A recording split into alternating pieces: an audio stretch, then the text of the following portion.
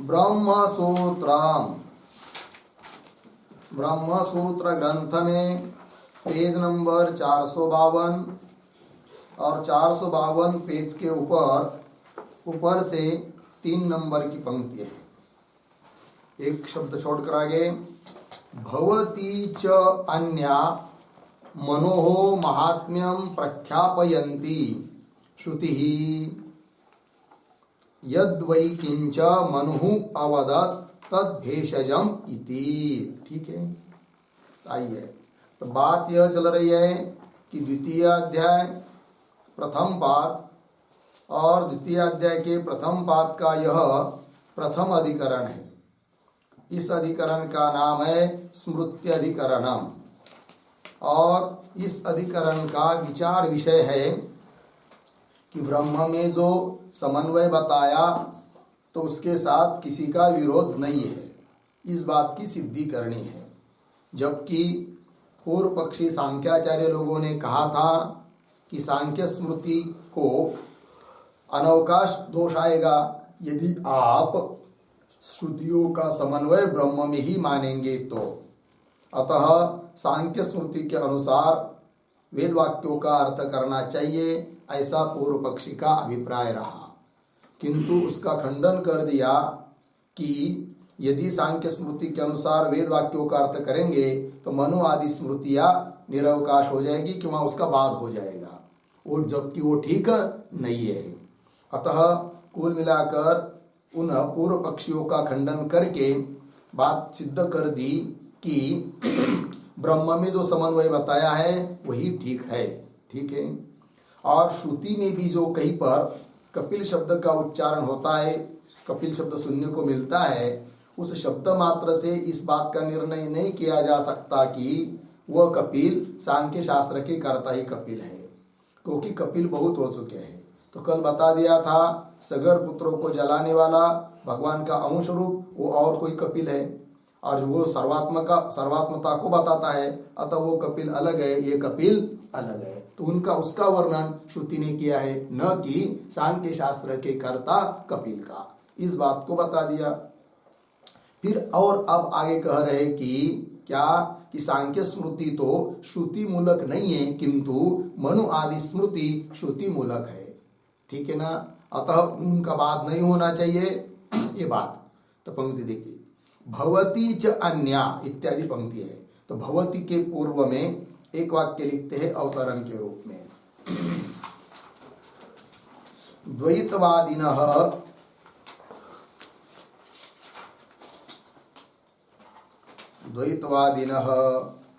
कपिलस्य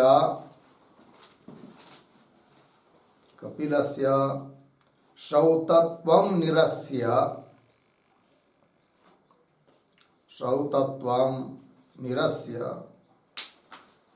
ब्रह्मवादिनः मनोः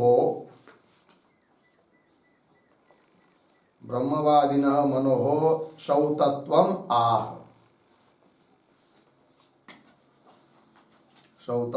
आह भवति इति।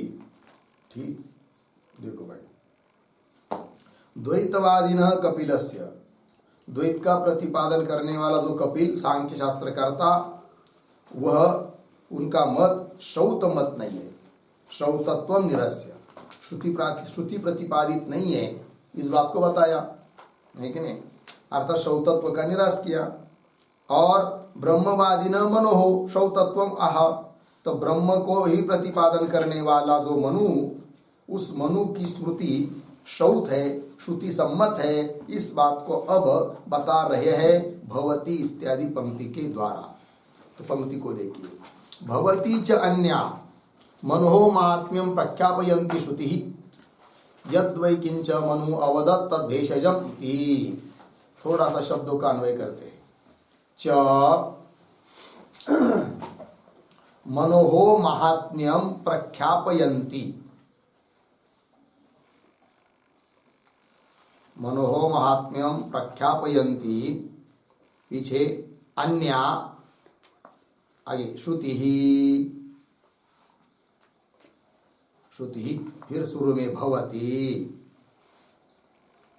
फिर आगे है वो यद वै किंच मनु अवदत् तद भेषजम इति। ठीक, देखो भाई, और च और मनोहो महात्म्यम प्रख्यापयन्ति। मनुस्मृति के कर्ता जो मनु राजा, उसका महात्म्य प्रख्यापयन्ति कथन करती हुई, अन्या श्रुति ही भवती, और दूसरी श्रुति है कि नहीं, जिसमें मनु का महात्म्य बताया है। कौन है वो श्रुति? तो श्रुति दे रहे तैत्तरीय संहिता की श्रुति है, यद वै किंच मनु अवदत्, है कि नहीं, जो कुछ मनु ने कहा है, तद भेषजम, वो औषध स्वरूप है, बहुत काम की चीज है, बहुत महत्वपूर्ण है, ऐसा वर्णन करती है श्रुति। किसका? मनु का। इति, फिर आगे चलिए, मनुना च सर्वभूतेषु चात्मानं सर्वभूतानि चात्मने संपश्यन् आत्मयाजी वै स्वराज्यम अधिगच्छति इति सर्वात्मत्व दर्शनम प्रशंसता कापिलम मतम निंद्यते इति गम्यते। ठीक है ना, जैसे कि उस मनु राजा ने, मनु स्मृतिकार ने कपिल मत की निंदा ही कर दी। क्या करते हुए? सर्वात्मत्वम दर्शनम प्रशंसता, सर्वात्मत्व भाव दर्शन उसको बताते हुए, जैसे कि कपिल मत की निंदा ही कर दी, क्योंकि कपिल ने सर्वात्म भाव बताया ही नहीं है और इन्होंने सर्वात्म भाव बताया है। कैसा बताया? पंक्ति को देखिए, थोड़ा शब्दों का अन्वय करेंगे। तो एक शब्द छोड़कर, च सर्वभूतेषु चात्मानं, पुनः दो शब्द छोड़कर आगे, च आत्मनि, पीछे सर्वभूतानि,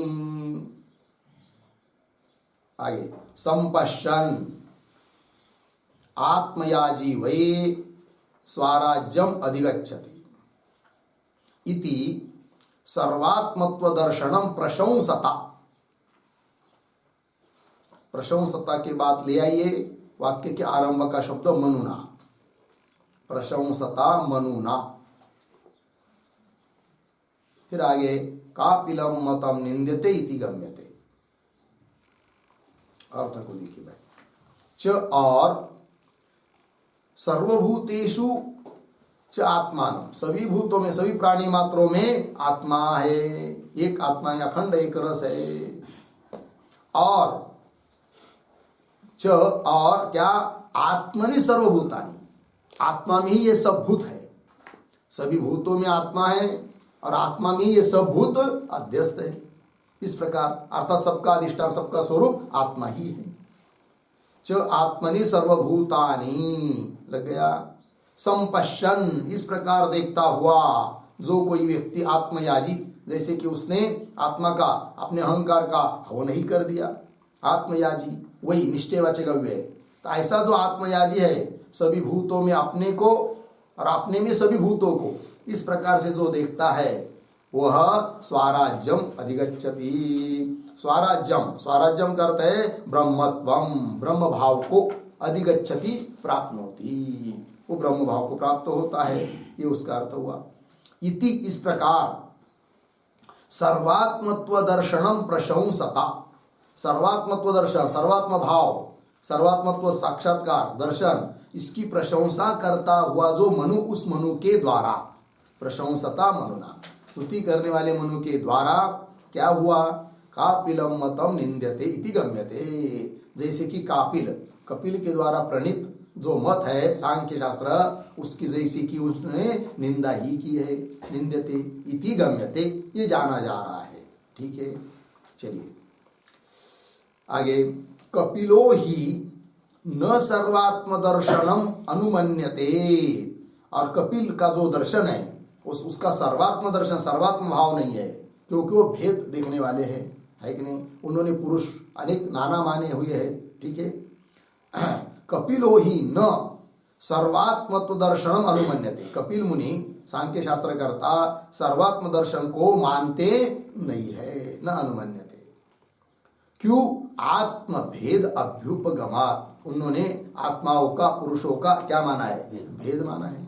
तो जिसने भेद माना है उसमें सर्वात्म भाव हो ही नहीं सकता है, क्योंकि दूसरे के शरीर में अलग आत्मा, इस अपने शरीर में अलग आत्मा है, ऐसा वो मानते, तो सब में आत्मा भाव उनका हो ही नहीं सकता। ये बात आत्मभेदाभ्युपगमात, आत्मभेद का उन्होंने स्वीकार किया हुआ है कि नहीं? ये बात हुई। अर्थात सर्वात्मत्व दर्शन कपिल का नहीं है, अपितु मनु ने बताया वो सर्वात्म दर्शन है, जो कि श्रुति के अनुकूल है, श्रुति के अनुसार ही है ये बात। और आगे चलिए, महाभारते अपि, महाभारत में भी इसी प्रकार बताया है, अर्थात वेद के अनुकूल ही बताया है। तो क्या बताया है? तो महाभारते इस शब्द के पूर्व में एक वाक्य लिखते हैं, इतिहासे अपि, इतिहासे अपि कापिल मत निंदा पूर्वकम, कापिल मत निंदा पूर्वकम अद्वैतम दर्शितम, अद्वैतम दर्शितम इति आह महाभारते इति। ठीक, चलो भाई, इतिहासे अपि, जैसे मनु ने कपिल की निंदा की है, कपिल मत की, उस प्रकार इतिहास में भी, इतिहास शब्द का अर्थ होता है महाभारत, तो महाभारत में भी, इतिहास में भी कापिल मत निंदा पूर्वकम, कपिल के द्वारा प्रणीत जो मत है उसकी निंदा करते हुए अद्वैतम दर्शितम, अद्वैत को ही दिखाया गया है। तो उस बात को बता रहे अब भगवान भाष्यकार मूल पंक्ति में। आइए, तो महाभारते अपि च बहवः पुरुषाः ब्रह्मन् उत अहो एकः एव तु इति विचार्य, इस प्रकार विचार करके फिर आगे बात आई है। तो पहले इतने का अर्थ देख लीजिए। और ये जो महाभारत की पंक्तियां है, बहवः पुरुषा ब्रह्मन् उत अहो एक एव तु, इसके शब्दों का थोड़ा अन्वय, ब्रह्मन्, हे ब्रह्मन्, पीछे बहवः पुरुषाः उत अहो एकः एव तु,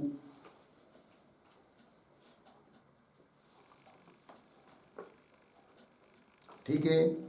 चलिए भाई अर्थ, तो महाभारते अपि च, महाभारत में भी क्या, ब्रह्मन, हे ब्रह्मन, बहवः पुरुषाः, अनेक पुरुष अर्थात अनेक आत्मा है, उत अहो अथवा एक एव तु, एक ही आत्मा है, इति विचार्य, ऐसा विचार करके फिर आगे बात बताई है।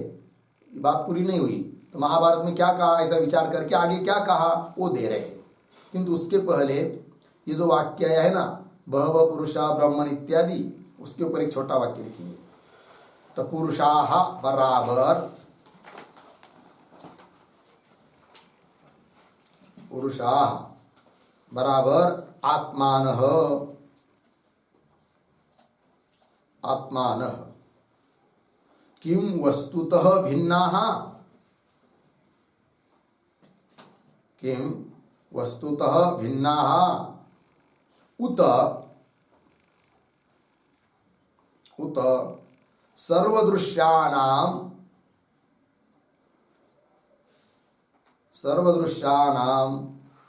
प्रत्यगात्मा एकः एव,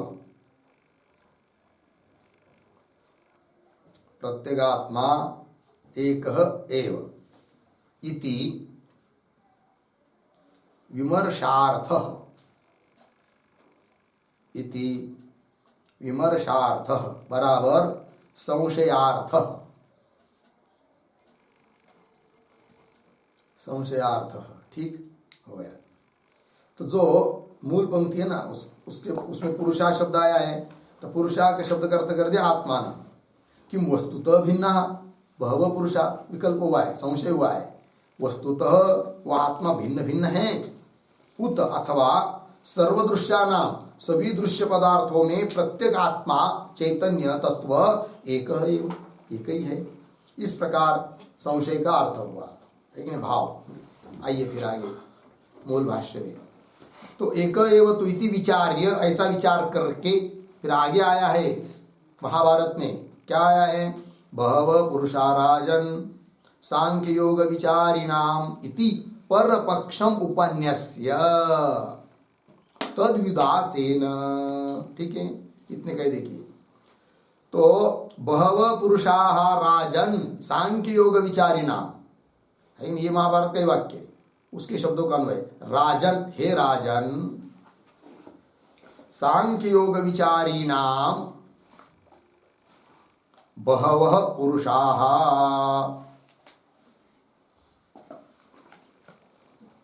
ठीक, हे राजन, हे राजा, सांख्य योग विचारिणा अर्थात सांख्य और योग, सांख्य शास्त्र योग शास्त्र, सांख्य और योग दर्शन वालों के मत में क्या है? सांख्य योग विचारिणा, सांख्य और योग शास्त्र के दर्शन के मत, दर्शन वालों के मत में पुरुषाः बहवः पुरुषाः, पुरुषाः आत्मा कितने हैं? बहुत है, अनेक आत्मा मानते हो, अनेक पुरुष मानते हैं सांख्य और योगी लोग। ठीक है, ये बात थोड़ा फर्क है, लेकिन वो 2-3 बात के कारण वो अलग शास्त्र हो गया और वो बाधित हो जा रहा है। कौन? सांख्य शास्त्र। क्या कि उन्होंने पुरुषों का क्या माना? भेद माना है कि नहीं, और औपाधिक भेद नहीं माना, वास्तविक भेद माना, पहली गलती। दूसरी गलती, प्रधान जो है वह स्वतंत्र जगत का कर्ता माना, ये दूसरी गलती उनकी है। और तीसरी बात, नाना पाने को ही गया, पुरुष को नाना माना है, बहुत माना है। ठीक है, और जगत को सत्य माना, इतनी बात। पुरुष मतलब आत्मा को वास्तविक भेद माना, नाना माना, अनेक माने, और स्वतंत्र प्रधान को कारण माना, और जगत को सत्य माना, यही उनकी गलती। यदि जगत को सत्य नहीं मानेंगे और प्रधान जो है माया वो स्वतंत्र नहीं है करती, वो पुरुष के अधीन है, परमात्मा के अधीन है, ऐसा मानकर यदि मानेंगे तो कोई बात नहीं, और जगत मिथ्या है और पुरुष उपाधिकृत भेद है, वस्तुतः अभेद है, इतना यदि वो मान लेते तो अलग शास्त्र बनता ही नहीं, वो वेदांत ही हो जाता। ठीक है, चलिए फिर तो वही करें, सांख्य और योग दर्शन वालों के मत में पुरुष मतलब आत्मा बहुत है, ऐसा अर्थात प्रत्येक शरीर में वो आत्मा को भिन्न भिन्न मानते हैं। ये बात, ये पर पक्ष है, महाभारत की बात चर्चा चल रही है। तो इस प्रकार पहले संशय दिखाया, विकल्प, फिर उसके बाद अन्य दर्शन वालों का मत बताया, पर पक्ष, वही लिखा ना आगे, पर पक्षम उपन्यस्य, दूसरे का मत, सांख्य योगियों का मत, उपन्यस्य है कि नहीं, उल्लेख करके, उसका निर्देश करके, फिर आगे तद्विदासेन, फिर उसका विदास भी किया बाद में, तद्विदासेन, विदासेन शब्द का अर्थ लिखिए निराकरणेन।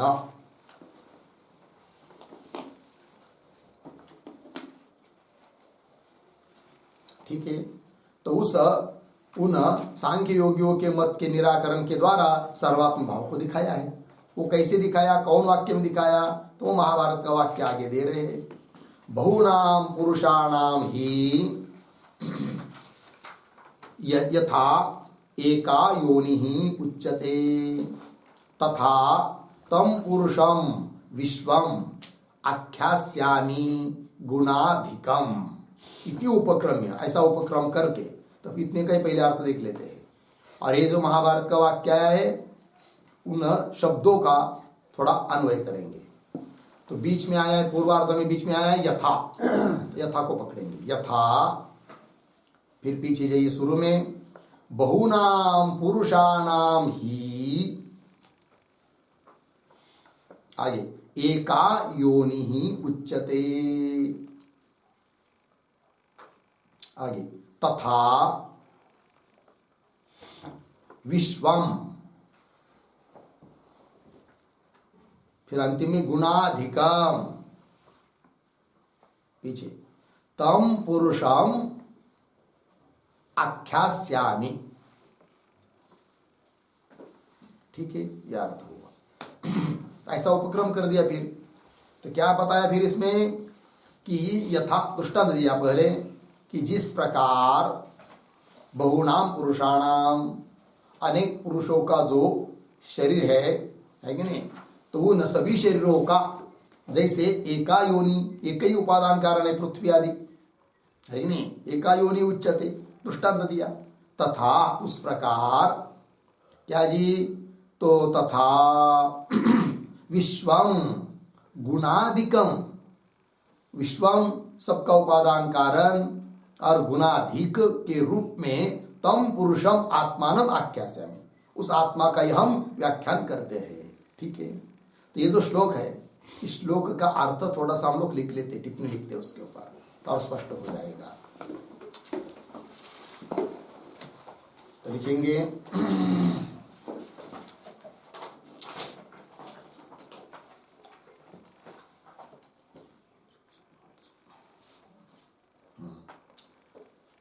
तो बहुनाम पुरुषाणाम, बहुनाम पुरुषाणाम बराबर पुरुषाकाराणाम देहानाम, पुरुषाकाराणाम देहानाम। तो बहुनाम पुरुषाणाम ये प्रतीक है, उसका अर्थ कर दिया पुरुषाकाराणाम देहानाम। आगे यथा एका योनि, योनि प्रतीक, यथा एका योनि बराबर उपादानम, उपादानम पृथ्वी अस्ति इति शेषः। फिर आगे तथा तम पुरुषम, तम पुरुषम प्रतीक, तथा तम पुरुषम बराबर आत्मानम, आत्मानम। आगे प्रतीक विश्वम, विश्वम बराबर सर्वोपादानत्वेन सर्वात्मकम,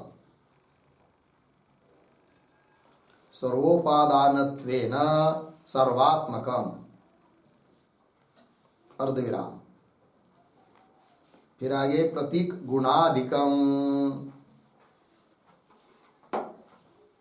गुणाधिकम बराबर सर्वज्ञत्वादि गुणैः, सर्वज्ञत्वादि गुणैः संपन्नम, संपन्न। आगे प्रतीक है आख्यास्यामि बराबर कथयिष्यामि, कथयिष्यामि हो गया। अर्थ देखिए भाई, तो बहुनाम पुरुषाणाम दृष्टांत का विचार चल रहा है, तो अनेक बहुनाम पुरुषाणाम का अर्थ कर दिया पुरुषाकाराणाम देहानाम, पुरुष के आकार में विद्यमान ये सभी देह, और इन सभी देहों की देहों का, शरीरों का क्या, यथा एका योनि, योनि शब्द का अर्थ उपादान, जैसे इन सभी शरीरों का एक ही उपादान कारण है, कौन, पृथ्वी। शरीर तो भिन्न भिन्न दिखाई दे रहे है कि नहीं, मनुष्य का शरीर अलग है, मनुष्यों में भी हर एक व्यक्ति का शरीर अलग अलग है, और मनुष्य से शरीर, पुनः पशु का शरीर, पक्षियों का शरीर, सभी का शरीर भिन्न भिन्न भिन्न भिन्न प्रतीत हो रहा है, किंतु देखा जाए तो सबका उपादान कारण एक ही पृथ्वी है। लेकिन उस प्रकार तथा तम पुरुषम प्रतीक है, पुरुषम का अर्थ कर दिया आत्मान, उस आत्मा को हम क्या विश्वम आख्यास्यामि, विश्वम शब्द का अर्थ कर दिया सर्वात्मक, किंतु सर्वात्मक क्यों, सर्वोपादानत्वेन, सबका उपादान कारण होने के कारण सर्वात्मक है, कौन, आत्मा है कि नहीं। वस्तुतः देखा जाए तो सबका उपादान करना आत्मा है, और सबका उपादान करना आत्मा होने से आत्मा कैसा हुआ, सर्वात्मक हुआ। ऐसी कोई चीज है क्या बात की कि जिसमें आत्मा नहीं है, सभी जगह आत्मा ही आत्मा विद्यमान है, आत्मा के अलावा वस्तुतः कोई है ही नहीं दूसरी चीज। जैसे रज्जु के ऊपर प्रतीत होने वाला सर्प, उस सर्प में क्या है जी, रज्जु ही ओतप्रोत भरी हुई है। उस सर्प के पूंछ में देखेंगे, पीठ में देखेंगे, पैर आगे मुंह को तोड़ेंगे, देखकर देखेंगे तो क्या मिलेगी, रज्जु ही मिलेगी, और कुछ नहीं है। उस प्रकार वह आत्मा ही सबका उपादान कारण होने से वही सर्वात्मक है, वही लिखा विश्वम शब्द का अर्थ। तो सर्वोपादानत्वेन, सबका उपादान कारण होने से सर्वात्मकम। और कैसा है वो आत्मा पुरुष, गुणाधिकम, गुणाधिकम कर दिया सर्वज्ञत्वादि गुण ही संपन्न, सर्वज्ञत्वादि गुणों से वो युक्त है। इस प्रकार हम उस पुरुष का क्या करते हैं, आख्यास्यामि कथयिष्यामि, तम पुरुषम, बोल में आया ना, तम पुरुषम आख्यास्यामि, उस पुरुष को हम कथन करते हैं, क्या कथन करेंगे, किस रूप में, विश्वम गुणाधिकम, इस रूप में, है कि नहीं। इति उपक्रम्य, ऐसा उपक्रम किया, आरंभ किया है कि नहीं, कहाँ पर, महाभारत में। फिर उपक्रम करके आगे और कौन बात बताइए, तो बता रहे हैं मम अंतरात्मा तव च ये च अन्ये देह संस्थिताः सर्वेषां साक्षीभूतः असौ न ग्राह्यः केनचित् क्वचित्। इतने को देखेंगे, देखो भाई, तो इतने के ही शब्दों का थोड़ा अन्वय, मम से लेकर अंतिम क्वचित है ना, इतने शब्दों का। तो शुरू में आइए मम, तो दो शब्द शुरू आगे, च पीछे आइए तव, उसके पीछे अंतरात्मा, फिर आगे च, थोड़ा आगे देह संस्थिताः, पीछे ये अन्य,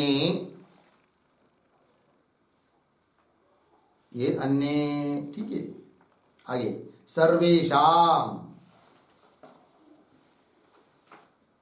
असौ साक्षीभूतः,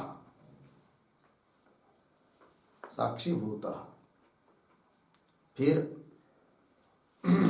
अंतिम में क्वचित, उसके पूर्व में केनचित, उसके पीछे न ग्राह्य,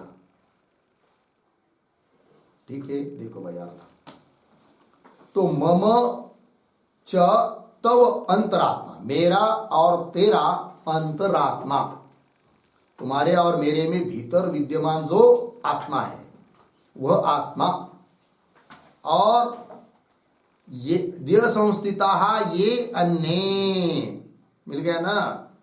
तो देह और देह स्थित जो अन्य आत्मा, अन्य देहों में प्रतीत होने वाले जो आत्मा है, उन सबका अंतरात्मा कौन है, एक ही आत्मा है, ये बात।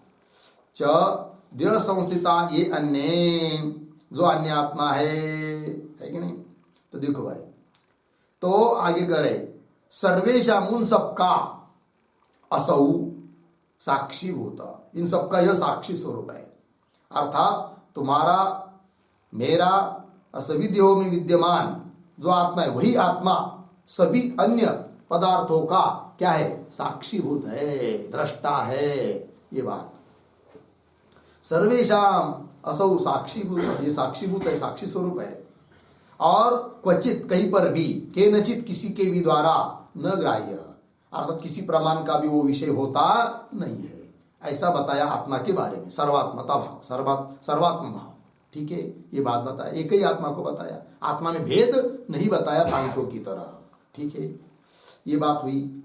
और क्या बताया है महाभारत में, और आगे का एक वाक्य, विश्वमूर्धा विश्वभुजो विश्वपादाक्षिनासिकः एकश्चरति भूतेषु स्वैराचारी यथा सुखम इति सर्वात्मता एव निर्धारिता। मिला, सर्वात्मता का ही निर्धारण क्या है बताया है। इस वाक्य का भी अर्थ देखेंगे, पहले उसका थोड़ा अन्वय करते हैं। तो विश्वमूर्धा विश्वभुजः विश्वपादाक्षिनासिकः, आगे एकः, फिर दो शब्द छोड़कर स्वैरचारी यथा सुखम,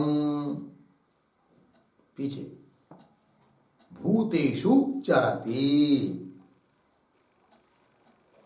ऐसा है वो आत्मा, सर्वात्मता हो गया ना, श्लोक का अन्वय। चरति, फिर अंतिम में इति सर्वात्मता एवं निर्धारिता, वो अंतिम में सरल वैसे ही। तो देखो भाई, वो आत्मा कैसा है, विश्वमूर्धा, मतलब जगत में प्रसिद्ध जितने भी शरीर है उन सभी शरीरों का जो शीर मस्तक, वह सभी उसके ही मस्तक है। विश्वमूर्धा, विश्वभुजः, विश्वपाद अक्षनासिक, सबके पाद उसके पैर, सबके अक्ष, आंख उसके आंख, सबके नासिका उसके नासिका, ऐसा है वो एक ही आत्मा है। कैसा है पुनः? स्वैरचारी यथा सुखम भूतेषु चरति, सभी भूतों में एक रूप से विद्यमान है। ठीक है, अब ये जो वाक्य है ना विश्वमूर्धा इत्यादि, उस पर थोड़ा लिखते, उसका अर्थ लिखते हैं। तो प्रतीक विश्वमूर्धा बराबर, विश्वमूर्धा बराबर विश्वे, विश्वे बराबर सर्वे, सर्वे आगे लोक प्रसिद्धाः, लोक प्रसिद्धाः देव तिर्यंग मनुष्यादीनां,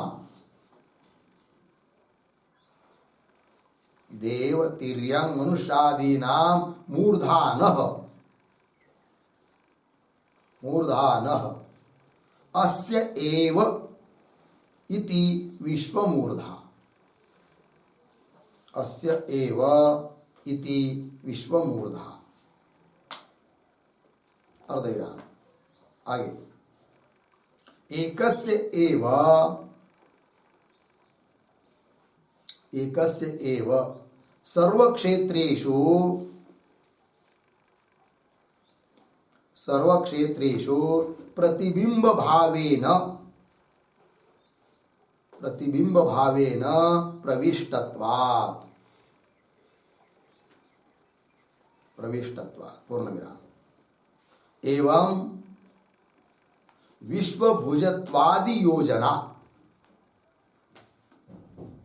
विश्वभुजत्वादि योजना पूर्णविराम। फिर नीचे की पंक्ति में सर्वभूतेषु, सर्वभूतेषु एकः चरति, चरति प्रतीक है, एकः चरति,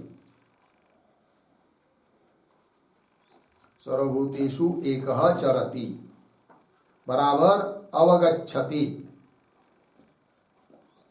बराबर सर्वज्ञः इत्यर्थः, सर्वज्ञः इत्यर्थः पूर्णविराम। फिर आगे स्वैरचारी बराबर स्वतंत्रः, स्वतंत्रः पूर्णविराम। अस्य कश्चित् नियंता नास्ति, अस्य कश्चित् नियंता नास्ति इत्यर्थः। सर्वेश्वरः इत्यर्थः, सर्वेश्वरः इत्यर्थः हो गया। फिर और एक शब्द और प्रतीक रह गया, यथा सुखम प्रतीक है, यथा सुखम बराबर विशोक आनंद स्वरूप, विशोक आनंद स्वरूप बराबर शोक रहितः, शोक रहितः आनंद स्वरूपः इत्यर्थः। आनंद स्वरूपः इत्यर्थः। ठीक, देखो भाई अर्थ विश्वमूर्धा प्रतीक है, उसका अर्थ लिख के दिया विश्वे, विश्व का अर्थ कर दिया सर्वे। सर्वे मतलब कौन सर्वे? मूर्धान, किनके? लोक प्रसिद्धा, लोगों में प्रसिद्ध जो देव, देव लोगों का सिर, सिर मस्तक, तिर्यंग पशुओं का, मनुष्यादिकों का, सभी की जो मुर्दा है ना वो सब उसकी ही मुर्दा है, परमात्मा की। सभी के सिर उसके सिर, क्योंकि सभी के शरीरों में कौन विद्यमान है? वही विद्यमान है, अतः सबके सिर उसके सिर हो गए। ठीक, मूर्धान अस्य एव इति विश्वमूर्धा। ठीक, और आगे एकस्य एव, क्यों सबकी मुर्दा उसकी मुर्दा है? तो बता रहे एकस्य एव सर्व क्षेत्रेषु प्रतिबिंब भावेन प्रविष्टत्वात्, हेतु दिया। एक ही परमात्मा सभी क्षेत्रों में, सभी शरीरों में, भूतों में प्रतिबिंब रूप से प्रविष्ट होने के कारण सभी की मुर्दा उसकी ही मुर्दा है कि नहीं? परमात्मा की, क्योंकि सभी के शरीर में कौन है? एक ही वो परमात्मा विद्यमान है। तो विश्वमूर्धा शब्द की व्याख्या हुई भाई। उसी प्रकार व्याख्या समझ लेनी चाहिए किसकी, विश्वभुजा इत्यादि शब्दों की, अर्थात सभी की भुजाएं, हाथ उसकी ही भुजा है, परमात्मा की भुजा है कि नहीं। उसी प्रकार आगे पद आया है मूल में विश्वपादाक्षि नासिका, नासिका तो सभी के पैर उसके पैर, सभी के आंख उसके आंख, सभी की नासिका उसकी नासिका, इस प्रकार आगे आया है एक चरति भूतेषु, ठीक। तो सर्वभूतेषु एक चरति, सभी भूतों में एक ही चरति, एक ही परमात्मा चरति, चरति मतलब अवगच्छति अर्थात सर्वज्ञ, सभी भूतों में जानने वाला भी एक ही है, अर्थात वो सर्वज्ञ है। इस बात की सिद्धि होगी, सर्वज्ञ इत्यर्थ। और कैसा है वह, स्वैरचारी, स्वैरचारी शब्द का अर्थ क्या है, स्वतंत्र, स्वतंत्र है, मतलब अस्य कश्चित नियंता नास्ति इत्यर्थ, उसका कोई नियंता नहीं है, नियामक नहीं है कि नहीं। जैसे जीवों का नियामक परमात्मा है, उस प्रकार परमात्मा का कोई नियामक नहीं है। और जीव भी क्या क्यों है, उसने तादात्म्य पकड़ लिया अनात्म वस्तुओं का, बुद्धि आदियों का, अतः उसमें जीव भाव आ गया। वो तादात्म्य छोड़ता है तो जीव कहाँ रह जाता है, वो परमात्मा ही फिर, ठीक। तो अस्य कश्चित नियंता नास्ति अर्थात सर्वेश्वर है, ठीक है। और कैसा है वो, यथा सुखम, यथा सुखम का अर्थ कर दिया विशोक आनंद स्वरूप, विशोक मतलब शोक रहित, तो वही अर्थ कर दिया शोक रहित आनंद स्वरूप इत्यर्थ, ऐसा वो परमात्मा है। तो कौन बात बताई इन सभी चीजों से, तो अंतिम शब्द आया है भाष्य में, इति सर्वात्मता एव निर्धारिता, इस प्रकार सर्वात्मता का ही निर्धारण किया है। तो सर्वात्मता एव निर्धारिता केन माध्यमेन, पीछे आया है पर पक्षम उपन्यस्य तद विदासेन सर्वात्मता एव निर्धारिता, पंक्ति लगी कि नहीं, पर पक्ष का निराकरण करते हुए, निराकरण करने से करके फिर उस परमात्मा की क्या बताई, सर्वात्मता एव निर्धारित, वो सर्वात्मा है, लग गया, ये बात हो गई। अर्थात कपिल मत का क्या हुआ, खंडन हुआ, क्योंकि कपिल मत में सर्वात्मा भाव है नहीं है, क्योंकि उन्होंने आत्मा में वास्तविक भेद माना है, ठीक है। आइए तो चलिए फिर आगे, श्रुतिश्च सर्वात्मतायाम भवति, पहला पंक्ति, तो ये जो पंक्ति चालू हो रही श्रुतिश्च इत्यादि, उसके पूर्व में एक वाक्य लिखते हैं उत्तर, कपिल तंत्रस्य,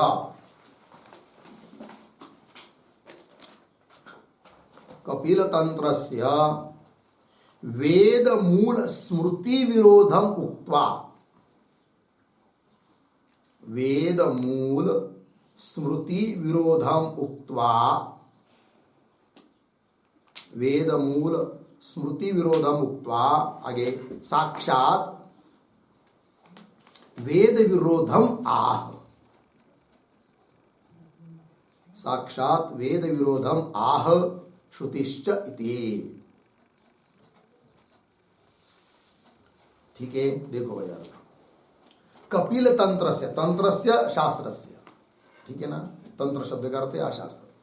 तो कपिल तंत्रस्य क्या बताया अभी तक, वेद मूल स्मृति विरोधम, वेद है मूल जिसके लिए, ऐसी जो स्मृति ग्रंथ मनु आदि स्मृति, उनके साथ विरोध दिखाया कपिल शास्त्र का, ठीक है ना। हाँ, अब इसके बाद साक्षात वेद से भी विरुद्ध है कौन, कपिल मत, इस बात को दिखा रहे हैं भगवान भाष्यकार श्रुतिश्च इत्यादि पंक्ति के द्वारा, ठीक है। आइए फिर मूल में, श्रुतिश्च सर्वात्मतायाम भवति, सर्वात्मता भाव को, सर्वात्म भाव को श्रुति भी बता रही है, अर्थात कपिल का खंडन हो रहा है, क्योंकि कपिल के मत में है ही नहीं सर्वात्म भाव, ठीक। चलिए, श्रुतिश्च सर्वात्मतायाम भवति, कौन श्रुति है, श्रुति दे रहे, यस्मिन् सर्वाणि भूतानि आत्मा एव भूत विजानतः तत्र को मोह कह शोकः एकत्वम अनुपश्यतः इति एवं विधा, पूर्ण विराम। तो थोड़ा अन्वय करेंगे, श्रुतिश्च यहाँ से लेकर इति एवं विधा, इतने जितने शब्द हुए उन सब का अन्वय। तो बीच में पकड़िए यस्मिन, दो तीन शब्द जोड़कर विजानतः, पीछे सर्वाणि भूतानि आत्मा एव अभूत, आत्मा एव अभूत। फिर आगे तत्र, दो तीन शब्द जोड़ आगे एकत्वम अनुपश्यतः, पीछे क मोह कह शोकः,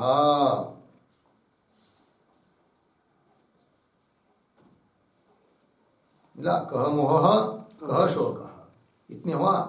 फिर अंतिम में आइए इति एवं विधा, फिर शुरू में इति एवं विधा श्रुति सर्वात्मतायाम भवति, शुरू के शब्द हुआ सर्वात्मतायाम भवति। अब अर्थ देखिए भाई, यस्मिन, यस्मिन मतलब यस्मिन काले, जिस समय जिस काल में, क्या कि यस्मिन जिस काल में विजानत ज्ञानी पुरुष, क्या सर्वाणि भूतानि सभी भूतों को आत्मा एवं अभूत, सभी भूतों का आत्मा ही बन गया। कौन? ज्ञानी पुरुष। जिस काल में ज्ञानी पुरुष है नहीं, ज्ञानी पुरुष के लिए क्या हो गया? सब कुछ आत्मा ही बन गया, सब कुछ आत्मा ही है उसके लिए।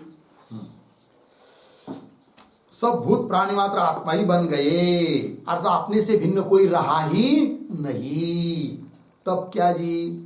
सर्वाणि भूतानि आत्मा एवं अभूत, तत्र ऐसी स्थिति में, उस काल में क्या जी? एकत्वम अनुपश्यत, एक भाव को देखता हुआ वह ज्ञानी के लिए, उस ज्ञानी के लिए कह मोह कह शोक, कौन मोह रहेगा, कौन शोक रहेगा? कोई मोह नहीं, कोई शोक नहीं। मोह और शोक अपने से भिन्न वस्तु के बारे में होता है। अब अपना स्वरूप ही बन गया, नहीं कोई मोह है न कोई शोक है कि नहीं? इति एवं विधा श्रुति, इस प्रकार की श्रुति भी सर्वात्मतायाम भवति, सर्वात्मता भाव को बताने वाली है। अतः सांख्य शास्त्र अप्रमाण है, ये बात सिद्ध हो जाती है, क्योंकि उसने सर्वात्म भाव बताया ही नहीं है। लगा इतना? आइए आगे, अतश्च सिद्धम, इसलिए सिद्ध हुआ। क्या सिद्ध हुआ?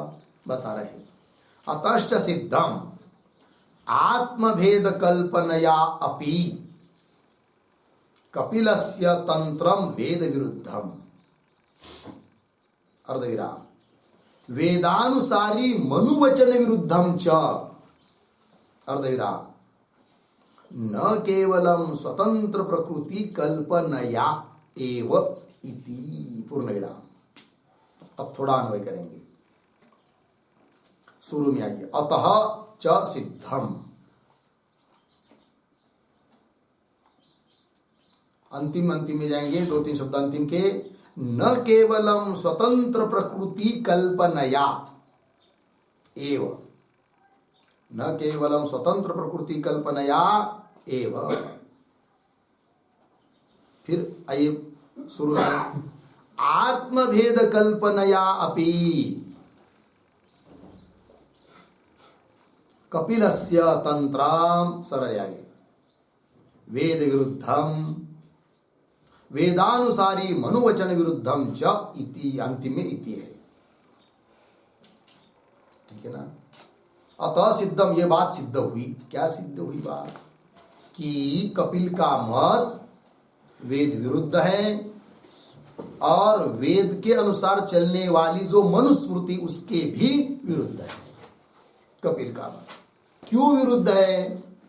तो उन्होंने, कपिल मुनियों ने, सांख्य शास्त्रकारों ने स्वतंत्र प्रकृति को माना, केवल इतनी बात से ही विरुद्ध है ये बात नहीं, वो तो बात ही है, स्वतंत्र प्रकृति को उन्होंने माना, गलत है, किंतु उसके साथ साथ उन्होंने आत्मा के भेद की कल्पना की है, इससे भी विरुद्ध है। दो कारण, ठीक है ना? पंक्ति देखिए, अतः सिद्धम, क्या जी? न केवलम स्वतंत्र प्रकृति कल्पनाया वेद विरुद्धम, केवल स्वतंत्र प्रकृति की कल्पना उन्होंने की है इसलिए केवल वेद विरुद्ध है, ऐसी बात नहीं, वो तो ही है, किंतु और उसके साथ आत्मभेद कल्पनाया अपि, आत्माओं में क्या माना उन्होंने? भेद माना। इसके इस कारण से भी वेद विरुद्ध है। कौन? कपिल मत। ठीक है। आत्मभेद कल्पनया भी क्या? कपिलस्य तंत्रम, तंत्रम शास्त्रम, कपिल का शास्त्र सांख्य शास्त्र वेद विरुद्धम। वेद विरुद्ध क्यों? दो हेतु दिए। एक तो स्वतंत्र प्रधान को माना, दूसरे आत्मा का भेद माना। और केवल वेद से ही विरुद्ध है ऐसी बात नहीं, अपितु वेदानुसारी मनुवचन विरुद्धम। वेद के अनुसार चलने वाले कौन? मनु, उनके स्मृति से भी विरुद्ध है। अतः खंडनीय है, बाधित है, अर्थात कोई प्रमाण नहीं है वो। कौन? सांख्य शास्त्र। ठीक है, कपिल शास्त्र। वेद वचन, हाँ, वेदानुसारी मनुवचन विरुद्धम च इति लग गया। हाँ, तो फिर ये बात हो गई। और आगे कह रहे क्या? वेदस्य ही निरपेक्षम स्वार्थे प्रामाण्यम रवे इव रूप विषये। ठीक है ना? क्या बात कहनी है इत्यादि पंक्तियों के द्वारा? तो वेदस्य इत्यादि जो पंक्ति चालू हो रही है उसके पूर्व में एक वाक्य लिखते हैं उतरा, स्मृति विरोधे, स्मृति विरोधे वेदस्य एव अप्रामाण्यम, वेदस्य एव अप्रामाण्यम किम न स्यात्, किम न स्यात् इति अतः आह वेदस्य इति। वेदस्य इति, वेदस्य लगे ना इत्यादि अर्थ। देखिए भाई, कोई यदि शंका करेगा कि स्मृति विरोध है, स्मृति साथ, स्मृति सांख्य स्मृति उसके साथ विरोध हो रहा है वेद का, अतः आप क्या कर रहे हो? वेद को प्रमाण मान रहे हो और सांख्य स्मृति को अप्रमाण मान रहे हो। किंतु उसका उल्टा करो ना। कोई बोलेगा पूर्व पक्षी, क्या यदि सांख्य स्मृति के साथ विरोध आ रहा है वेद का, तो वेदस्य एव अप्रामाण्यम किम न स्यात्, वेद को ही अप्रमाण मान लो, है कि नहीं? ऐसी कोई शंका करता है, अप्रामाण्यम किम न स्यात् इति अतः, तो उसका उत्तर देने के लिए पंक्ति आ रही है, वेदस्य ही निरपेक्षम स्वार्थे प्रामाण्यम, दृष्टांत रवेः इव रूप विषये। ठीक है, इतनी का थोड़ा अन्वय। ही आगे जाकर रवेः रूप विषय, रवेः रूप विषये इव, फिर पीछे स्वार्थे, उसके पीछे वेदस्य निरपेक्षम प्रामाण्यम। ठीक है ना? वेदस्य निरपेक्षम प्रामाण्यम अर्थ देखिए भाई। तो ही क्योंकि क्यों वेद का बात नहीं मान सकते, वेद को अप्रमाण नहीं मान सकते, अभी तो सांख्य स्मृति अप्रमाण है। कारण क्या? ही क्योंकि, तो ही कारण की दृष्टांत देकर समझाया जा रहा है कि रवेः रूप विषये इव, रवि सूर्य, जिस प्रकार रूप के बारे में सूर्य, रूप को दिखाने के लिए सूर्य क्या है? स्वतंत्र प्रमाण है, अर्थात उसको किसी की सहायता लेने की जरूरत नहीं है रूप को दिखाने में। सूर्य उदित हुआ, सभी वस्तुओं का रूप हमको हम लोगों को प्रत्यक्ष हो रहा है। ठीक है ना? दृष्टांत हुआ। उस प्रकार क्या जी? तो स्वार्थे, स्वार्थ मतलब अपना अर्थ बताने में वेद का निरपेक्षम प्रामाण्यम, वेद का प्रामाण्य कैसा है? निरपेक्ष है, अर्थात उसको किसी और का आधार लेने की जरूरत नहीं पड़ती। निरपेक्षम प्रामाण्यम, निरपेक्षम का अर्थ लिखिए स्वतः प्रामाण्य, स्वतः प्रमाण है कौन? वेद। उसको ये जरूरत नहीं है कि भाई ये वेद का अर्थ, ये वेद वाक्य है, किंतु ये प्रामाणिक होगा कि नहीं होगा, इसके लिए कोई आधार है क्या? जरूरत नहीं है, स्वतंत्र प्रमाण है। ठीक है? निरपेक्षम का अर्थ स्वतः प्रामाण्य, स्वतः प्रामाण्य है। तो बोलेंगे फिर उसी प्रकार इसका भी प्रामाण्य स्वतः मान लो, निरपेक्ष मान लो। किनका? स्मृतियों का, कपिलादि स्मृतियों का। तब कह रहे नहीं मान सकते किसी स्मृति का प्रामाण्य, कोई भी स्मृति, वेद को छोड़कर कोई भी ग्रंथ हो, उसका प्रामाण्य स्वतः नहीं होता है। क्यों? कारण बता रहे हैं। पुरुष वचसाम तु मूलांतरापेक्षम वक्तृस्मृति व्यवहितम च इति विप्रकर्षः, ये भेद है। ठीक है ना। पुरुष वचसाम, पुरुषों के वचन, चाहे वो कपिल मुनि हो चाहे मनु हो, कोई भी हो, पुरुष वचसाम तु क्या जी, मूलांतरापेक्षम, उसको अन्य मूल की, वेद के वाक्य की अपेक्षा होती है। वेद के अर्थ को स्मरण कर करके वो लिखते हैं ग्रंथ, है कि नहीं। तो मूल की अपेक्षा, यदि वेद का आधार नहीं लेंगे, स्वतंत्र बुद्धि से लिखेंगे, तो उनको कोई प्रमाण मानेगा नहीं। तो पुरुष वचसाम तो मूलांतरापेक्षम और वक्तृस्मृति व्यवहितम च, पुरुष वचन कैसे होते हैं, वक्तृस्मृति व्यवहित भी होते हैं। अर्थात जो वक्ता है तो वह, उसका वाक्य प्रमाण कब, तो उसको प्रमाण इसलिए कि वो वक्ता जो होता है उसको स्मरण करना पड़ता है, और स्मरण अनुभव पूर्वक होता है।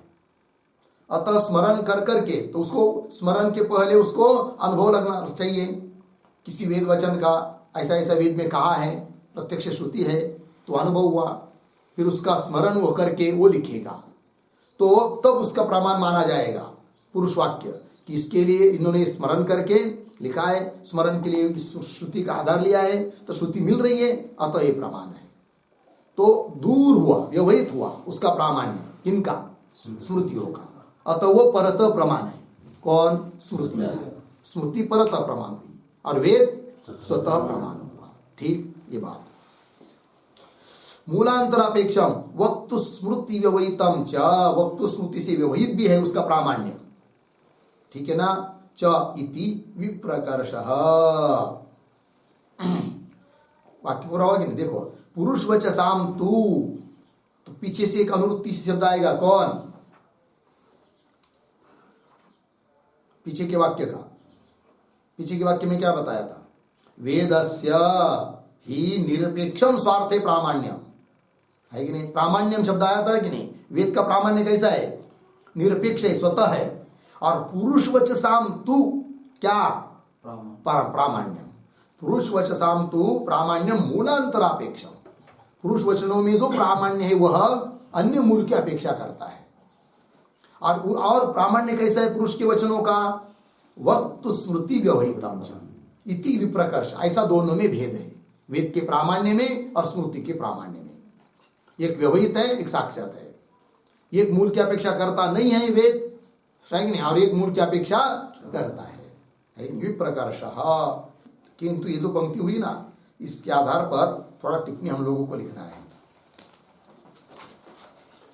तो लिखते हैं प्रतीक विप्रकर्ष, अंतिम का शब्द आया कि नहीं, विप्रकर्ष बराबर श्रुति स्मृत्यो हो विशेष इत्यर्थः,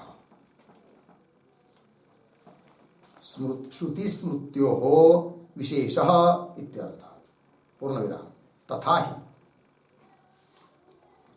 ही वेदस्य ईश्वर कार्यत्वे अपि, वेदस्य ईश्वर कार्यत्वे अपि तद्धि पूर्वकत्वाभावात्, तद्धि पूर्वकत्वाभावात् अपौरुषेयत्वेन, अपौरुषेयत्वेन अनपेक्षत्वात्, अनपेक्षत्वात् स्वतः प्रामाण्यम,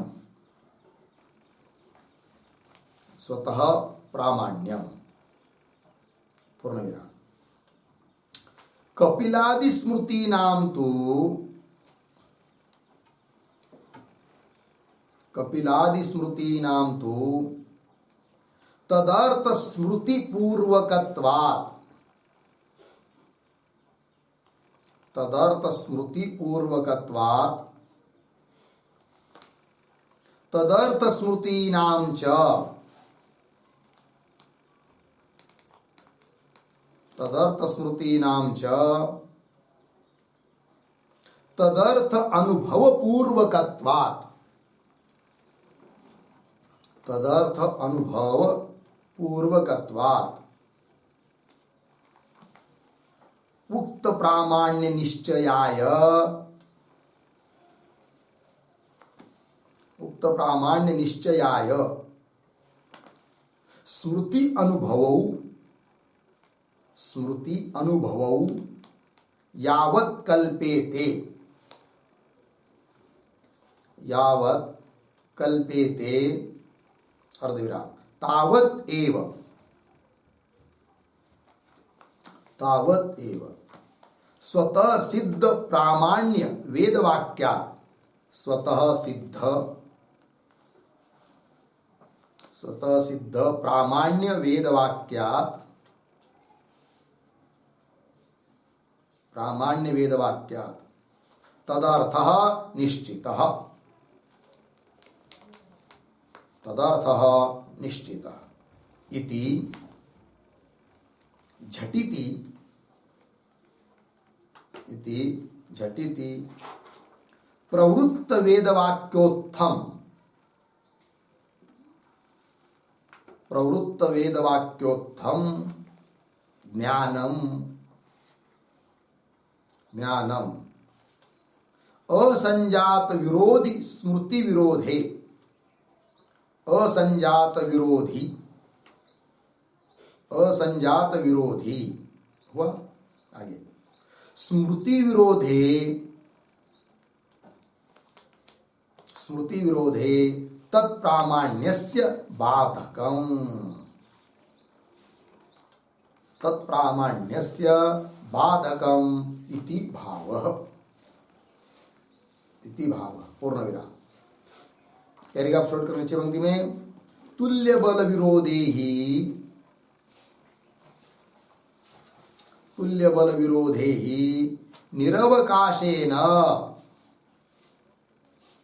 निरवकाशेन सावकाशं बाध्यम,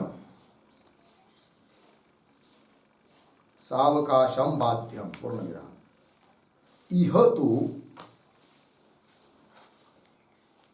तु न श्रुति स्मृत्योः, न श्रुति स्मृत्योः तुल्य बल विरोधः, तुल्य बल विरोधः अर्धविराम। अपितु, अपितु स्वतः परतः, स्वतः परतः प्रामाण्ययोः, प्रामाण्ययोः वैषम्यात्, वैषम्यात् झटिति, झटिति निश्चित प्रामाण्येन च, निश्चित प्रामाण्येन च आगे अनुपसंजात विरोधिना, अनुपसंजात विरोधिना वेदवाक्येन, वेदवाक्येन विरुद्ध स्मृतेः एव बाधः, विरुद्ध स्मृतेः एव बाधः इति भावः। ठीक, देखो भाई अर्थ तो दोनों में विप्रकर्ष है, किन दोनों में श्रुति और स्मृति में विशेष है, भिन्नता है। विप्रकर्ष मतलब श्रुति स्मृतियों विशेष, क्या विशेष है तो बता रहे तथा ही, दोनों का भेद है। तथा ही वेदस्य ईश्वर कार्यत्वेपि, वेद भी क्या है ईश्वर का, हाँ ईश्वर का कार्य है, मतलब ईश्वर ने बनाया किसको, वेद को। किंतु बनाया मतलब क्या, स्वयं अपनी बुद्धि लगाकर रचा, ऐसी बात नहीं। अपितु पूर्व सर्ग में जैसा था वैसा केवल उद्धृत किया, ये बात है। वेदस्य ईश्वर कार्यत्वेपि तद्धि पूर्वकत्वाभावात्, तद्धि ईश्वर दी, ईश्वर बुद्धि पूर्वक नहीं है, स्वयं की बुद्धि उसमें चलाया नहीं है। तद्धि पूर्वकत्वाभावात्, इसलिए अपौरुषेय है वेद। अपौरुषेयत्वेन, अपौरुषेय होने के कारण पुरुषकृत न होने के कारण अनपेक्षत्वात् स्वतः प्रामाण्य, उसको अपने प्रामाण्य के लिए किसी की अपेक्षा की जरूरत नहीं है, वही उनका क्या है, स्वतः प्रामाण्य है। अनपेक्षत्वात् स्वतः प्रामाण्य लगा।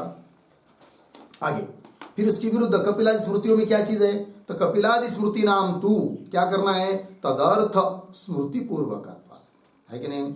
कपिल स्मृति, कपिल को जब लिखना होता है कपिलादि को, तो उनको क्या तदर्थ स्मृति, तदर्थ वेदार्थ, वेद के अर्थ का स्मरण कर करके वो लिखते हैं कोई भी स्मृति का। तदर्थ स्मृति पूर्वकत्वात्, तदर्थ स्मृति नाम च, और उस वेद के अर्थ की स्मृति तब होगी जब उस वेद के वाक्यों का अनुभव रहेगा। तो वही करे तदर्थ स्मृति नाम च तदर्थ अनुभव पूर्वकत्वात्, क्योंकि स्मरण अनुभव पूर्वक ही होता है, ठीक है। तदर्थ अनुभव पूर्वकत्वात् उक्त प्रामाण्य निश्चयाय, जो भी कह रहे स्मृतिकार उनको अपने प्रामाण्य का निश्चय करने के लिए स्मृति अनुभव दोनों की कल्पना करनी पड़ती है।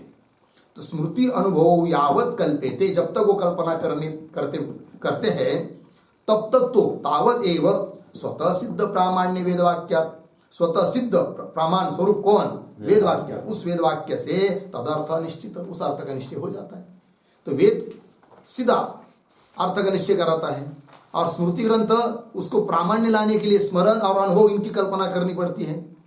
तो वो दूर हुआ, व्यवहित हुआ, और ये सिद्ध हुआ, तुरंत है, ठीक है कि नहीं। तदर्थ निश्चित इति, इस प्रकार झटिति तुरंत प्रवृत्त वेदवाक्योत्थम ज्ञानम, प्रवृत्त जो वेदवाक्य उससे उत्पन्न हुआ ज्ञान, असंजात विरोधी, कैसा है वो ज्ञान, जिसके लिए कोई विरोधी उत्पन्न ही नहीं हुआ है। अतः स्मृति विरोधी, स्मृति का विरोध यदि उत्पन्न होता है तो तत्प्रामाण्य से बाधक, उस स्मृति प्रामाण्य का बाधक है कौन, वेद का ज्ञान है। प्रवृत्त वेदवाक्योत्थम ज्ञानम तत्प्रामाण्य से बाधक, स्मृति विरोधी, स्मृति का विरोध होने पर स्मृति के प्रामाण्य का बाधक है। लग गया कि नहीं। देखो भाई, तो स्मृति में परतः प्रामाण्य है, वेद में स्वतः प्रामाण्य है, ठीक है कि नहीं।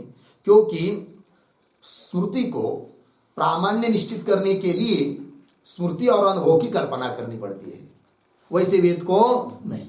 ये दोनों में अंतर है।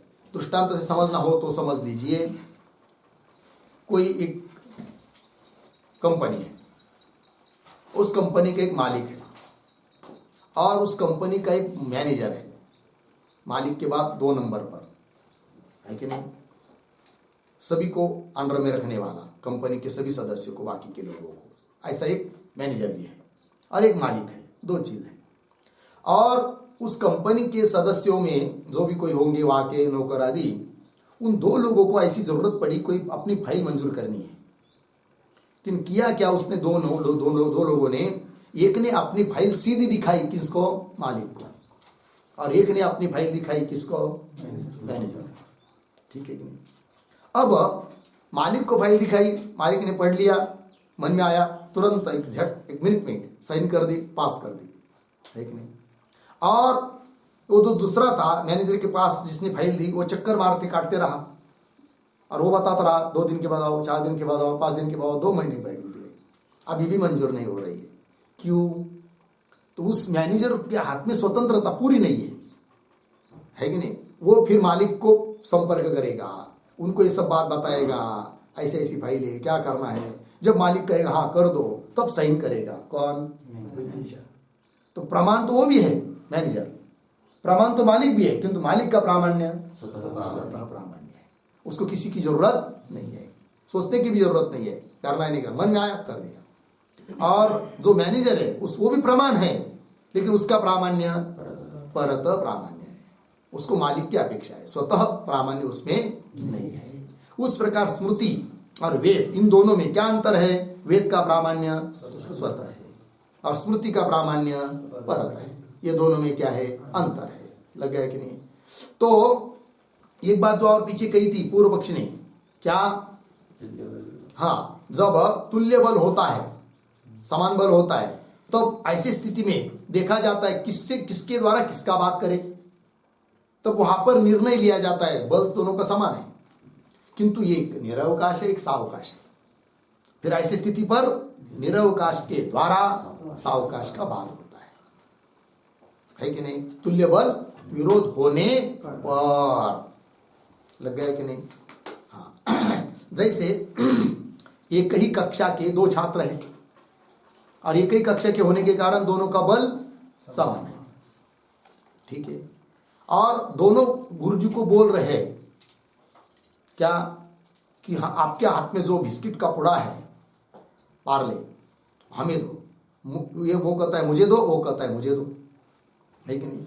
अब गुरुजी को चिंता हुई, अब दो लड़के दो छात्र खड़े हुए हैं, इसको दे या इसको दे, और आधा आधा तो देना नहीं है, देना तो पूरा है कि नहीं? तुल्य बल विरोध है। फिर उसमें से एक बोलता है क्या गुरुजी मैंने भी घर से टिफिन लाया था, डब्बा भाकर, है कि नहीं, भोजन लाया था, इसने भी लाया था, किंतु गड़बड़ ये हुई कि उसने तो भोजन कर लिया और मेरा भोजन कुत्ता लेकर भाग गया, मैं खा नहीं पाया, मैं भूखा हूं। अब गुरुजी किसको देंगे वो बिस्किट? जिसकी भाकर जिसका डिब्बा कुत्ता ले गया उसको ही देगा। क्यों? निरवकाश है, वो क्या है? निरवकाश, और यह सावकाश है। तो तुल्य बल है, तो तुल्य बल विरोध होने पर निरवकाश के द्वारा सावकाश का क्या होता है? बाद होता है कि नहीं? किंतु कब? तुल्य बल होने पर, लग गया कि नहीं? अब देखिए, ये तो तुल्य बल की बात हो गई। हुआ क्या, समझ लीजिए उसी किसी एक कोई कक्षा है और वहां भी दो छात्र खड़े हुए, है कि नहीं? वो कहता है बिस्किट का पुड़ा हमको, दूसरी बात, दूसरा प्रसंग, है कि नहीं? या फल लीजिए, सफरचंद है, गुरुजी के हाथ में क्या है? सफरचंद, एक ही है उसके पास, और दो छात्र खड़े हुए, है कि नहीं? और उन दो छात्रों में से एक जो है वो गुरुजी का लड़का है कि नहीं? और एक क्या है? सामान्य छात्रा और किसी का है कि नहीं? और दोनों मांग रहे हैं हमको दो, हमको दो, हमको दो, है कि नहीं? अब वहां पर तुल्य बल तो नहीं है कि नहीं? और भले वो अन्य दो छात्र है उसका टिफिन कुत्ता ले भी गया हो तो भी गुरुजी बोलेगा अरे 1 घंटे के बाद तो कोई घंटी लगने वाली है ना, बाद में खा लेना तू। फिर वो सफरचंद दे ही देगा, किसको? अपने पुत्र को देगा, है कि नहीं? हाँ, तो तुल्य बल विरोध होने पर एक के द्वारा दूसरे का क्या होता है? बाद होता है। तुल्य बल हो तब, किंतु तुल्य बल नहीं है तो यहां पर आप सफरचंद देते समय तुल्य बल कहाँ है कि नहीं? तुल्य बल नहीं है, वो मोह एक के प्रति, तो बलवान हो गया वो पुत्र होने के कारण, है कि नहीं? अतः उसकी बाजू ले लिया, ये बात होती है। तो उस प्रकार एक तरफ है स्मृति और एक तरफ है श्रुति, वेद, है कि नहीं? अब किसके द्वारा किसका बात माने? तो पूर्व पक्ष ने कहा था, अपनी युक्ति लड़ाई थी, क्या? स्मृति के द्वारा तुल्य बल है दोनों का, ऐसा उसने समझा था। किसने? पूर्व पक्ष ने। और तुल्य बल होने के कारण निरवकाश के द्वारा सावकाश का बाद होता है। और यहां पर निरवकाश कौन है? पूर्व पक्षी की दृष्टि से सांख्य स्मृति निरवकाश है और वेद श्रुति सावकाश है। अतः स्मृति, सांख्य स्मृति के द्वारा बाद होना चाहिए, किसका? वेद का, श्रुति का, ऐसा कहा था। किसने? पूर्व पक्षी ने। किंतु उस पूर्व पक्षी को समझाना है, अरे भाई यदि तुल्य बल होता तो तुम्हारी युक्ति काम करती, किंतु तुल्य बल नहीं है। यहां पर श्रुति और स्मृति में तुल्य बल नहीं है। तुल्य बल क्यों नहीं है? एक स्वतः प्रमाण है, एक परत प्रमाण है। स्मृति परत प्रमाण है और वेद अतः बलवान है वेद, है कि नहीं? और दुर्बल है कौन? स्मृति। और नियम है बलवान के द्वारा दुर्बल का बाद होता है कि नहीं? बलवान के द्वारा दुर्बल का, वहां पर तुल्य बल कुछ है नहीं है कि नहीं? तुल्य बल कब होता? दोनों भी स्वतः प्रमाण होते या दोनों ही परत प्रमाण होते, तब माना जाता क्या है? तुल्य बल है। किंतु वहां पर तुल्य बल नहीं है, अपितु वेद बलवान है, श्रुति और स्मृति दुर्बल है। अतः नियम होता है कि प्रबल के द्वारा दुर्बल का क्या होता है? बाद होता है। अतः श्रुति के द्वारा सांख्य स्मृति का ही बाद होगा, यह अर्थ, ठीक है? वही लिखा है, लिख दिया आपको, तुल्य बल विरोधी ही निरवकाशेन सावकाशम बाध्यम। ये तो ठीक है नियम, तुल्य बल हो तब निरवकाश के द्वारा सावकाश का बाद, किंतु यह तो न श्रुति स्मृति हो तुल्य बल विरोध, तुल्य बल विरोध नहीं है यहाँ पर। अपितु फिर स्वतः परतः प्रामाण्य हो वैषम्यात्। ये विषमता है दोनों में, एक में स्वतः प्रामाण्य है, एक में परतः प्रामाण्य है। ठीक, अपितु स्वतः परतः प्रामाण्य हो वैषम्यात्, विषमता होने के कारण झटिति तुरंत निश्चित प्रामाण्य न, वेद का प्रामाण्य कैसा है? निश्चित, निश्चित प्रामाण्य न, और कैसा है पुनः? निश्चित प्रामाण्य न वेदवाक्य न, वेदवाक्य न का विशेषण है वो, निश्चित प्रामाण्य न वेदवाक्य न। और एक विशेषण है, कौन सा? लिख के दिया हुआ ना, वो पढ़ रहा हूं, पुस्तक में नहीं। मिल गई पंक्ति अभी? हाँ है नहीं, पुनः देखिए ऊपर से एक दो पंक्ति। तुल्य बल विरोधी ही निरवकाशेन सावकाशम बाध्यम, यह तो न श्रुति स्मृत्यो तुल्य बल विरोध।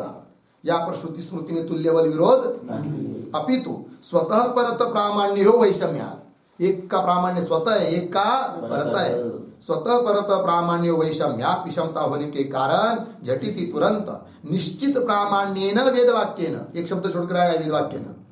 और कैसा है वो वेदवाक्य? अनुपसंजात विरोधी न, जिसके लिए कोई विरोधी उत्पन्न ही नहीं हुआ है, ऐसे वेदवाक्य के द्वारा विरुद्ध स्मृति है एव बाध। विरुद्ध स्मृति मतलब कौन स्मृति? सांख्य स्मृति, उसका ही क्या है? बाध है, अप्रामाण्य है ये बात। इति भाव लग गया जी। इसी चीजों का भाव थोड़ा सा आपको दो तीन पंक्ति में हिंदी में भी लिख के देता, लिख लीजिए थोड़ा सा। जिन वाक्यों की रचना, जिन वाक्यों की रचना अर्थ ज्ञान पूर्वक होती है, अर्थ ज्ञान पूर्वक होती है, वे वाक्य पौरुषेय कहलाते हैं। वे वाक्य पौरुषेय कहलाते हैं। पूर्ण विराम। वेद यद्यपि ईश्वरोच्चारित है, वेद यद्यपि ईश्वरोच्चरित, ईश्वर उच्चरित है, अर्धविराम, तो भी अर्थ ज्ञान पूर्वक रचित नहीं है, तो भी अर्थ ज्ञान पूर्वक रचित नहीं है, अर्धविराम, इसलिए स्वतः प्रमाण है, इसलिए स्वतः प्रमाण है। पूर्ण विराम। सांख्यादि स्मृतियां तो, सांख्यादि स्मृतियां तो अर्थ ज्ञान पूर्वक रचित है, अर्थ ज्ञान पूर्वक रचित है। पूर्ण विराम। कपिल आदि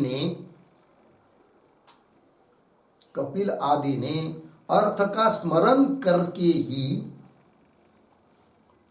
अर्थ का स्मरण करके ही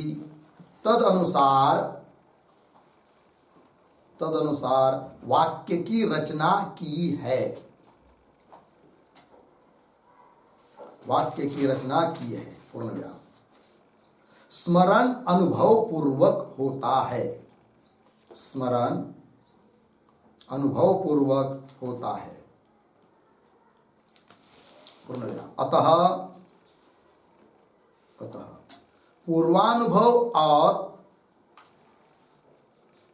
पूर्वानुभव और उस अनुभव से उत्पन्न,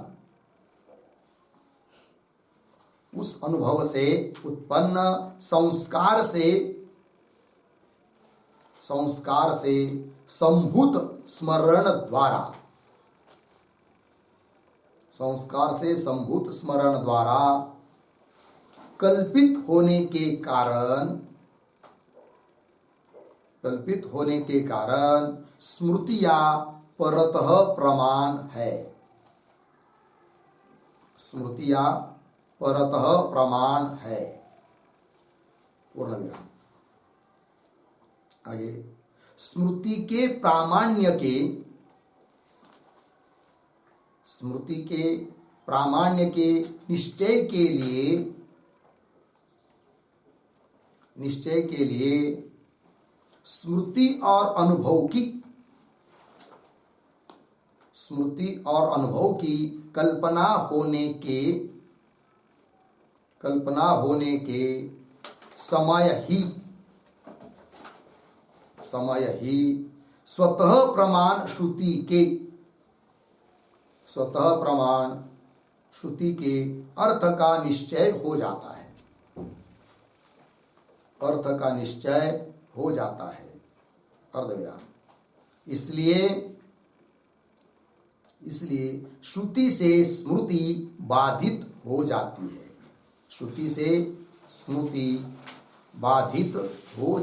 है। हो गया। चलिए भाई, अर्थ सरल है, हिंदी में आप लोग समझ गए, हो गया ना।